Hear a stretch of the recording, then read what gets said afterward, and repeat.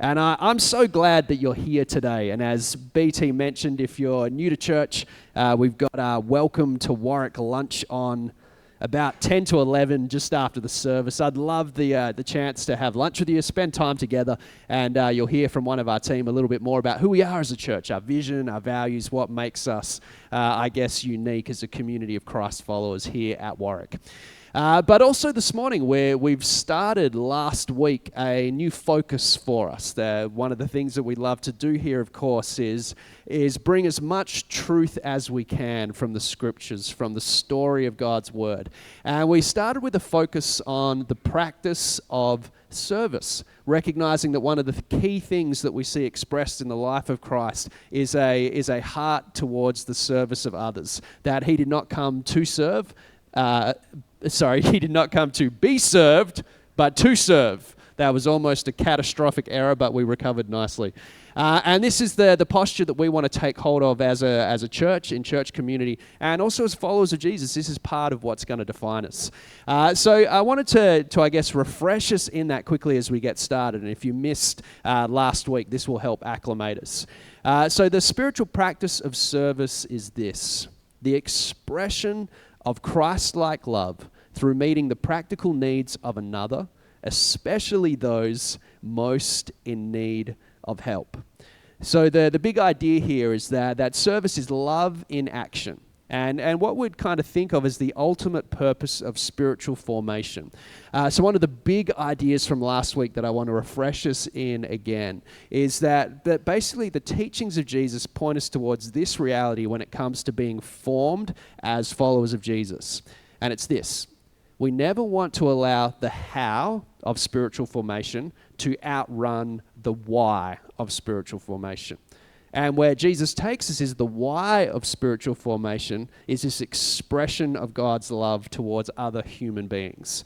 So if we're doing all the things like reading our Bibles, committing to church community, spending time in prayer, but there is a deficit of Christ-like love in our actions towards others, we've allowed the how to outrun the why. Because all of the formative practices lead us to this tangible demonstration of Christ's love in action through who we are, and again, through who we are in shared church community.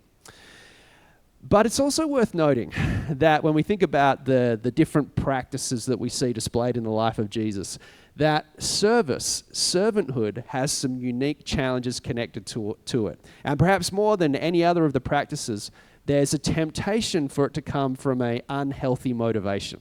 And to put it simply, it's kind of like to look good and to feel good.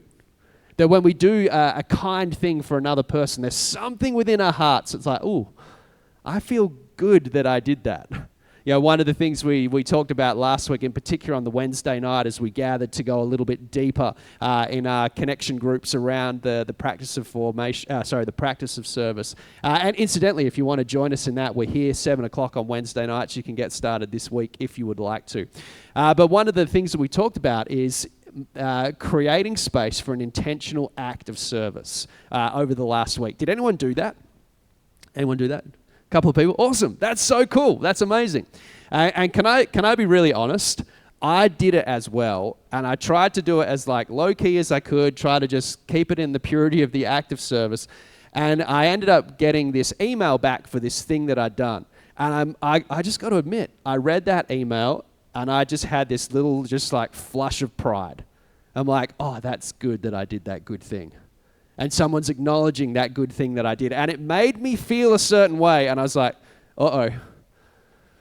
I think this is what Jesus is speaking into. That something about that good thing that I did made myself feel a certain way.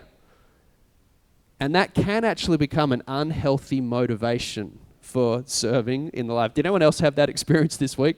I had it big time. I was really surprised by it. So I was really focused on kind of reflecting through the process of it. And I was like, as I spent that time reflecting, I didn't like what I discovered about myself. And that's why we continue to anchor ourselves in the scriptures. Now, I want to share a story as we get going. So here at Warwick Church, we run an incredible program called Alpha Hoops. And if you're not familiar with that, it's a youth outreach program built around sport where take students through the Youth Alpha curriculum, which is amazing, and then connect the whole thing to basketball, which is amazing as well. And we've been running the program. If I say we, it's really our youth team, and I'm just kind of there hanging out, having fun. The team just doing an incredible job. One of the particular afternoons, so it goes each afternoon on a Thursday, we'd finished the program, the kids had gotten picked up, and then all the leaders, myself included, would then just having fun, shooting half-court shots, mucking around, just enjoying basketball, having a great time. And then after a period of time, I realized, and I said to Jordan, our youth pastor who runs the whole program, I'm like, we forgot to pack up the room. So there's this meeting room that we run the Alpha program in, then we get out on the courts, have fun. We're like, we forgot to pack up the room. And we've got like these like really, not janky's the wrong word, but oddly shaped couches that are really difficult to carry. You know, furniture that's just like designed never to be moved more than once? Well, we had like 8 of those. And it was awesome, made like a really vibey space, but those couches are super annoying to move. But that's okay, because 1%ers matter when we're creating spaces for people, right? That's what, yeah, it's important. And so then we realized, oh man, we've got all those couches to move. And Jordan's like, ugh. If you know Jordan, that's a noise he makes when he's discovered something bad's happening. And so we went out to the room like, okay, we've got to pick up these couches. And it was just like, no, this is okay, let's get this done, here we go. And then we got there, and all the couches had been packed away. And I'm like, Jordan, they're all gone. Someone's put them all away. This is amazing. See, God really does love us. Now, important to note, as that came out of my mouth, that's a very broken perspective. God's love is not based on the positive or negative situations that we face, just to clear that up really quickly. But I was like, wow, this is great. And then we kind of went into detective mode. Like, someone sneakily served us here, Jordan. Who's kind of done this for us? And we worked out pretty quickly that one of the leaders on our team, and it's not going to be too embarrassing for him, but young Josh Keaty, who incidentally is serving in our youth program out the back this morning, he'd, as he was going home, so finished the program, we were all mucking around shooting, and he headed off home. And as he was leaving, what had happened is he'd noticed that all the couches were in there. No one else is around. Now, it would have been so easy for him to like, ooh, that's a bad job in there. See you later, boys. No one would have known. No one would have judged him. There would have been no cost attached to that action. But he saw the need, and instead, in that hidden moment, he decided to take care of it. And he got rid of all of those couches while we were all mucking around in the backcourt having fun playing basketball. And eventually I sent him a message. I was like, did you pack away all those couches? And he just kind of coyly and over text like, oh yeah, I sort of did. And I'm like, thanks so much, man. That's incredible. Now here's the point of that. So it would have been completely easy for him to see that and walk past it. No one would have ever known. Likewise, and probably what he was hoping, and now I'm just super spoiling that whole thing, is that he could meet the need, assuming no one would ever know. And now all of us know, so I've completely ruined his objective there. But there's something in that moment that when we commit to an act of service, completely divorced from anyone recognizing it and acknowledging that we've done it. And I love that so much about his example in that moment. And it points towards this key step that I want to take us into, is the practice of serving in hiddenness. Kind of like the sneaky servant. I think I called Josh a sneaky servant that day. It's like this sense of an overflow of tangible love expressed towards another that isn't based at all in the desire for acknowledgement, which is incredibly hard to do. But with reflection, we can get our hearts closer and closer towards that. So with that story priming our hearts and minds, I want to take you to a passage of Scripture from John chapter 13. And this story comes from the final week of Jesus' life. And what's important to emphasize about this period in Jesus' life is that his ministry was incredibly public. At this point in his ministry, everywhere that he went, there were crowds. Every time he did anything, there were hundreds and hundreds of people all around him. Every good thing that he did, people saw and told everyone about. Every time he served someone, every time he did a miracle, people were around. Hiddenness at this point in the life of Jesus was incredibly difficult. There are very few private moments between Jesus and his disciples in the final weeks of his life. But there is one really important quiet moment that we're going to step into together this morning. And it's the Passover meal that Jesus and his disciples share in the upper room of a home.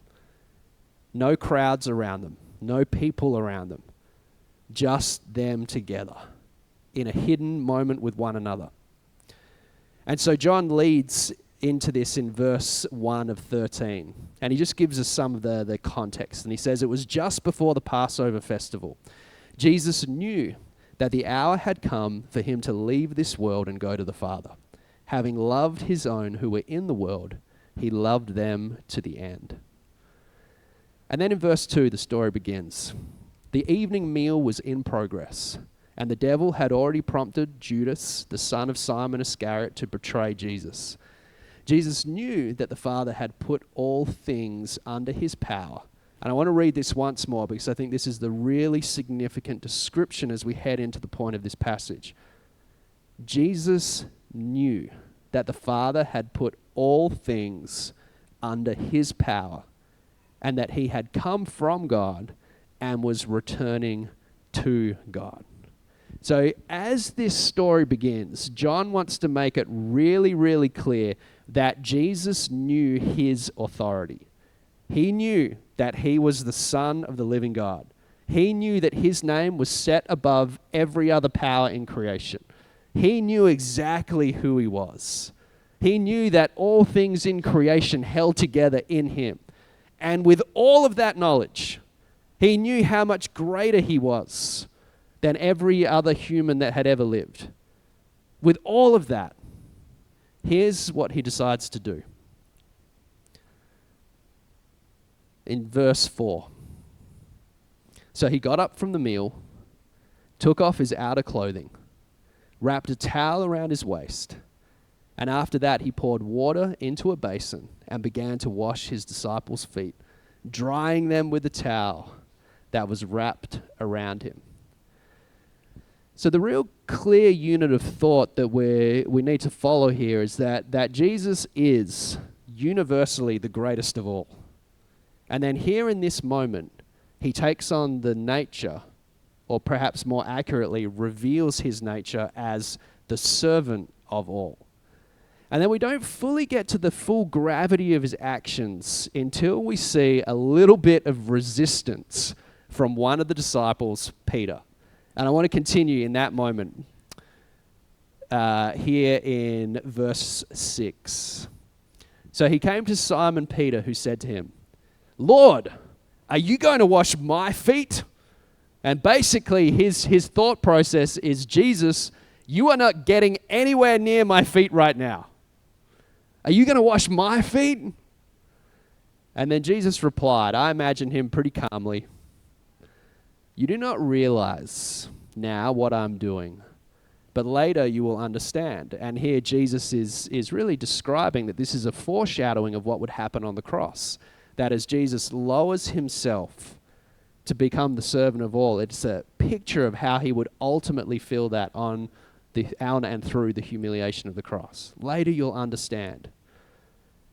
Peter's like, nope, I'm not going to understand. I don't understand now. I'm not going to understand later. You need to understand that you are not washing my feet. No, said Peter, you shall never wash my feet. Now, foot washing in its nature, it's like, as we understand it in kind of our context, it's kind of gross, right? Like feet are a little bit gross. Occasionally, like one of the things we like to do at my place on the weekend is watch a movie together and have dinner as we're watching the movie. And occasionally I'll be sitting on a spot on the couch where someone's foot just gets a little bit too close to my dinner plate and it makes me feel uncomfortable. Is anyone else with me there? You're like eating, all of a sudden a foot comes into the periphery of your vision and you're like, I don't exactly know why, but I don't like this foot just kind of within 50 centimeters of my plate. There's something about this that we understand. But in the world that Jesus lived, it goes even further. So there's a practical reality here. The world that they lived in, the towns that they were traveling through, there wasn't sealed roads or very few sealed paths. They're walking around in sandals. There's dust everywhere. It's a hot climate. That dust turns to mud in the sandals. It's just like feet would have been notably grosser than our feet are today. Our feet are really coddled with our shoes and roads and cars. Back then, feet were way grosser. But that's not even the ultimate point, because there's more than that, because culturally, to wash another's feet was like humiliation. It said that there were other teaching rabbis of the day that wouldn't allow a Jew to wash the feet of another Jew because it was considered that low an action.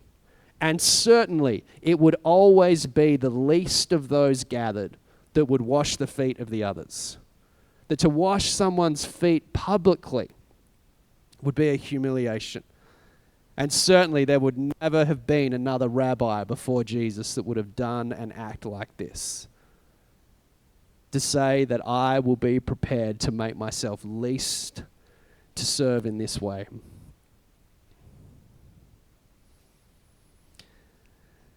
So why did Peter react the way that he did? As it's all unfolding in front of him. I think there's a kind way to discern Peter's actions, and then there's probably a harder way to discern Peter's actions. Now, if I'm going to follow the thread of kindness, which is always a good starting point, right? Let's go with kindness first. Anyone else on board with that? It's pretty much the summary of Jesus' teachings. We've got that right, church. Lead with kindness. And so let's lead with kindness as we think about Peter's response here. So there's a possibility that's coming from a place of Peter is just so grateful for Jesus and who he is as his teacher, as his rabbi. He's so grateful for who Jesus is, the things that he's seen evidenced in his life, miracles that he's performed. He's starting to get a sense that there's something about Jesus that's more than just a normal teaching rabbi, that there's something about God's Spirit on him. Maybe he's like a prophet like the prophets of old. Jesus has been beginning to describe that there's something more towards who he is. Peter and the disciples don't know what it is yet. And maybe there's something within Peter that says, Jesus, you are so worthy of my honor. You're so worthy of my praise that you cannot possibly make yourself lower than who I am. So best case scenario, it's coming from this place of honor, respect, love, that Jesus, you cannot do this for me. I should be the one doing it for you. That's the kind interpretation of Peter's actions. Who wants to be exposed to the more critical edge of my mind? Critical is perhaps unfair. Here's another possibility. And my mind goes there because I think it could be the possibility in my heart as well. Peter watches Jesus, his teacher, his rabbi, humiliate himself. Culturally, that's really what's happening in this moment. He watches his master humiliate himself and do for another Jewish person that wouldn't happen very often. And as Peter's watching this, maybe the calculation in his mind is that Jesus is so much greater than I am, and he's doing this.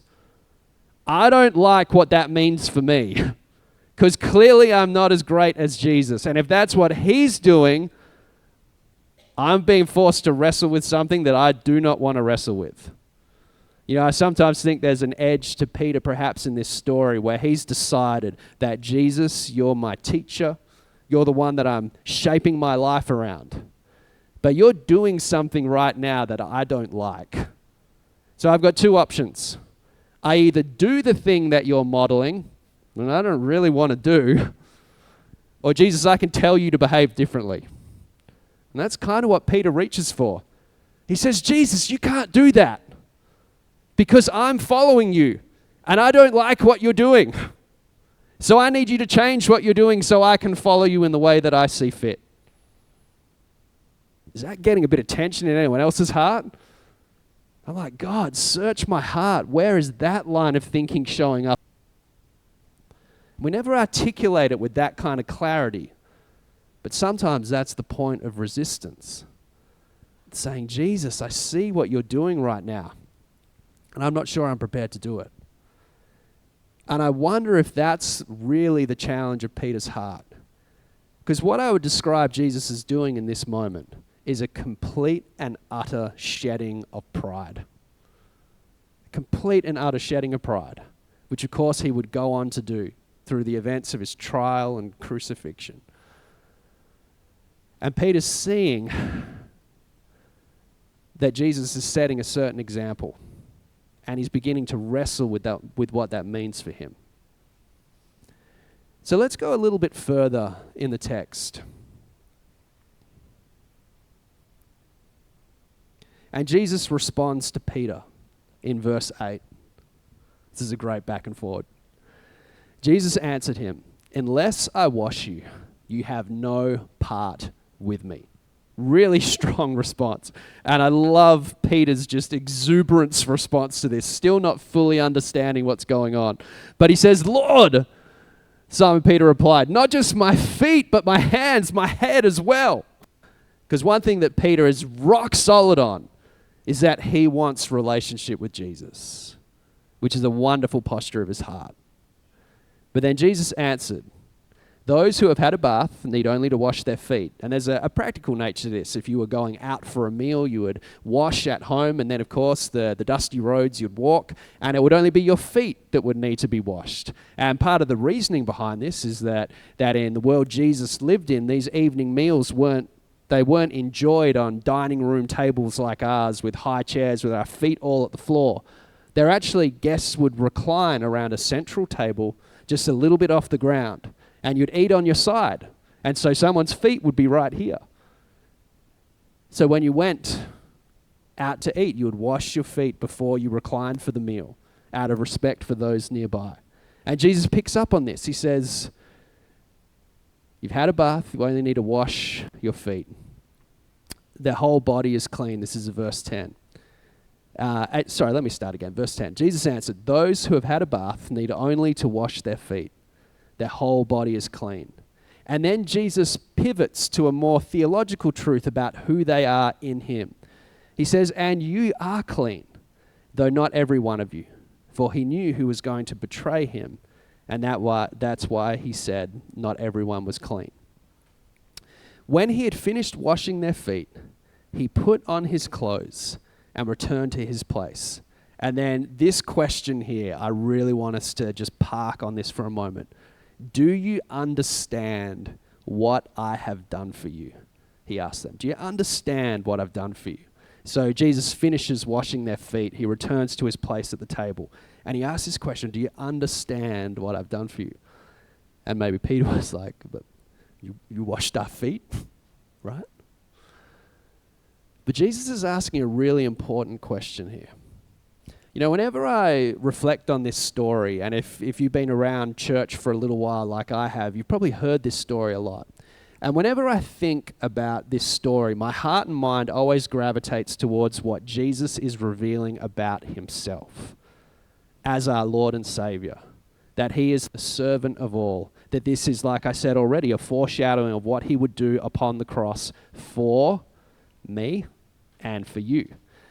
And I love that aspect of this story. It's revealing the upside down nature of Jesus' kingdom yet again. It's revealing the heart to serve and demonstrate God's love in tangible ways. All those great things about who Jesus is and who we're invited to be. But my heart always goes towards, this is Jesus teaching us about who he is. And so probably the way that I'd often answer this question, as Jesus says, do you understand what I've done for you? I'm like, yeah, you've shown me the cross. You've shown me your love in action. You've shown what you're going to do upon the cross, fulfilling all things. You've shown me that you're going to offer of yourself so that I can have more life. Now, everything that my heart's gravitated towards in this story so far, I don't know if you've noticed it, but it's all a benefit to me. It's everything that Jesus has done for me. But I believe that what Jesus has actually done for his disciples in this moment isn't to reveal who he is and what he's done. What Jesus has actually done in this moment is given them an example to follow. To say, this isn't actually primarily about me showing you who I am. This is about me primarily inviting you to live a certain kind of life. And it's revealed as we continue on in the text. And in the next verse, Jesus says this in verse 13. You call me teacher and Lord, and rightly so, for that is what I am. Now that I, your Lord and teacher, have washed your feet. And here it is. You also should wash one another's feet. I have set you an example that you should do as I have done for you. So when Jesus says, do you understand what I've done for you? I wonder if this is really what he's getting at. Here's what I've done for you. I've shown you how to treat one another. Verse 16, very truly I tell you, no servant is greater than their master, nor is a messenger greater than the one who sent him. Now that you know these things, you will be blessed if you do them. So part of Jesus' closing point here is that this is what I have done. This is how I have served. Now, if you're following me, you're not greater than me. You need to serve as I have served. So let's link this idea back to this opening tension around the motivations for servanthood. So I talked about the two things that sometimes can overtake our heart as we seek to be a person of service to others, is that it can just simply become about trying to look good or try to feel good, to do things so we can feel a certain way about ourselves, to do things so we can look a certain way in front of others. And so really what Jesus is doing in this story again is a shedding of pride. Now, I'd kind of describe those two motivations. There's an intrinsic pride, which is me having pride in myself for the great things that I've done. And there's an extrinsic pride, me seeking validation and creditation from others around me for the good that I do. And so the wrestle becomes, how do we more and more allow our desire to serve to come from a healthy place that's actually about love? And I think this word's really helpful for me, and empathy. Is it love and empathy towards others that's inspiring this kind of action within me? Or is it the desire to feel a certain moral rightness or a desire to be seen by others that inspires that heart of servanthood? So as we reflect on that, I want you to first of all identify which of those two is your heart more inclined towards. And if I wasn't clear enough there, to say, okay, if the desire to serve in my life is going to come from an unhealthy place, is it coming from a desire to feel good about myself? Do you think that that's more the lean of your heart? That if there was a temptation for you to allow an unhealthy motivation to express love towards others, is it about kind of appeasing your own conscience? Is it about, I want to feel like I'm a good person, so I'm going to do these good things to serve myself in that way? Is that more the inclination of your heart? Or for you is the challenge more of I want to do good things, but I want to make sure I get credit for them when I do them? And kind of like, and we'd never say this out loud, but like if I'm going to do something good, I want to make sure that someone sees it. And I love the honest laughter in places around the thing. Because like we'd never say that about ourselves, but actually we are all wired a little bit that way. So which of the leans of your heart is going to be a more healthy one for you to reflect upon? Am I doing good things to feel a certain way about myself? Or am I doing good things to look a certain way in front of others? Or is the good that flows from me genuinely inspired by empathy and love for other people? And I think one of the ways we can help keep our heart on track with this is just reflection. So when we commit to an act of service, to actually reflect, prayerfully reflect, God, is this about the practice, or is it about the person that the practice serves? I think that this has been a helpful framework for me this last couple of days. That if we're committing a certain portion of our life to doing good for others, to serving others, is it about the practice, or is it about the person that motivates that behavior or that practice? And so here's what I want to invite you to do this week. So some of you over the last week, you explored with doing an act of service for someone, which is an incredible thing. And then this week I want to offer this challenge to build onto that, is to try as best as you can, do a hidden act of service. And it's pretty hard to do. To do something truly anonymously is pretty hard because usually, someone's going to benefit from that and experience it and find out it's you somehow. But do your best to create a hidden act of service. Something that no one's going to notice right away. Something that you're not going to get praise for right away. I think that's perhaps the more important one. But then as you do it, reflect upon it. And here's something that I found super challenging and helpful for myself this week. If someone does end up thanking you for it, if someone does end up praising you for it, really reflect on what's going on in your heart as that happens. Reflect on what that praise is pulling out of your heart and out of your soul. Because the encouragement of Jesus through his life, his ministry, his teaching, is to more and more grow to become people who are motivated by the why of spiritual formation, which is a simple demonstration of Jesus' love towards others. Practical, tangible evidence of the love of God within us. I was chatting to one of our young adults this week, and I was reflecting on my, different decades now of experiencing God and following Him in my life. And I think from about my 20s to 30s, to put it this way, I think my experience of God and what it meant to follow Him kind of got more and more complex. I did things like Bible college. I learned more about all kinds of different ways of engaging with Scripture, thinking more deeply about who God is, and growing as an adult from the childlike faith that I had. And then probably like the last 10 years of my life, it's been getting more simple again.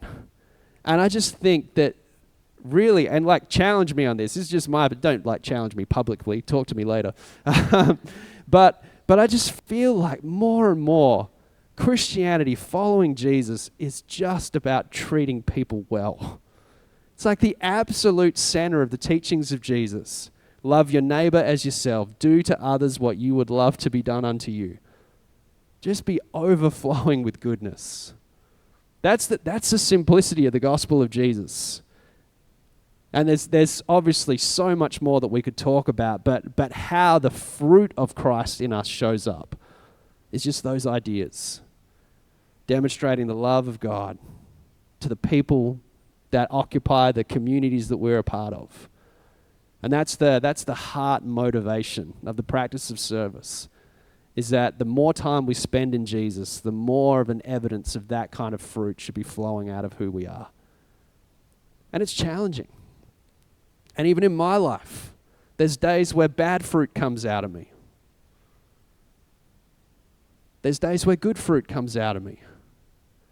And more, let's be a church community together that cultivates the goodness of Jesus in and through our lives and our experience of shared faith here in community at Warwick.